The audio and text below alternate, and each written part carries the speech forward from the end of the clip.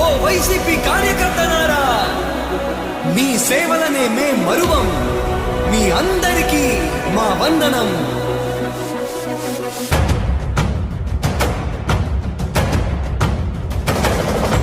రాణి భగ భగ చావే ఎదురుగా అయినా అదరని ధైర్యంలా